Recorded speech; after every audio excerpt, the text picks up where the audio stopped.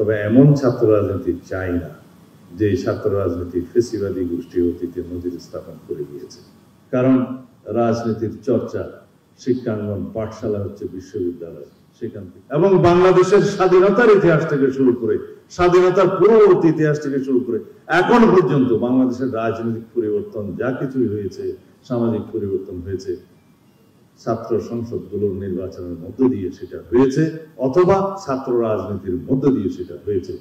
সেই রাজনীতির সূতিকাগার এবং ছাত্র আন্দোলনের সূতিকাগার, রাষ্ট্রীয় পরিবর্তনের সূতিকাগার, সেই বিশ্ববিদ্যালয়গুলো ছাত্র রাজনীতির চর্চা থাকতেই হবে।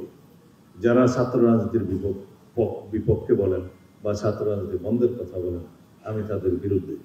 কারণ রাজনীতির চর্চা শিক্ষাঙ্গন পাঠশালা হচ্ছে বিশ্ববিদ্যালয়, সেখান থেকে জাতীয় রাজনীতির নেতৃত্ব উঠে আসে ক্রমবিকাশের মধ্য দিয়ে। আমরা ছাত্র রাজনীতি করেছি, আমাদের সাথে অনেকেই বাংলাদেশের জাতীয় রাজনীতিতে প্রতিষ্ঠিত, তারা জাতিকে বিভিন্নভাবে রাজনীতির ক্ষেত্রে অবদান রাখছেন। তাদের আমরা অবদান রাখতে পারছি কিনা জানি না, তবে আমরা চেষ্টা করছি। তবে রাজনীতির শিক্ষা শুরু হতে হবে ছাত্র রাজনীতি দিয়ে।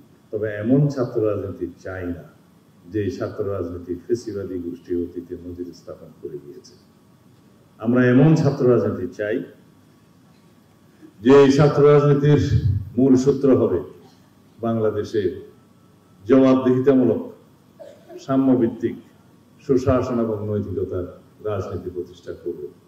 এটা আমাদেরই অঙ্গীকার যে আমরা এমন রাষ্ট্র ব্যবস্থা, এমন সরকার ব্যবস্থা প্রতিষ্ঠা করতে চাই সামনের জীবনে, যার মূল ভিত্তি হবে এদেশের সমাজের, রাষ্ট্রের সর্বক্ষেত্রে জনগণের কাছে জবাবদিহিতার রাজনীতি সৃষ্টি করা এবং সুশাসন, নৈতিকতার রাজনীতি সৃষ্টি করা, সাম্য এবং মানবিক মর্যাদা ভিত্তিক রাষ্ট্র ব্যবস্থা গঠন করা রাজনীতি আমরা অব্যাহত রাখতে চাই।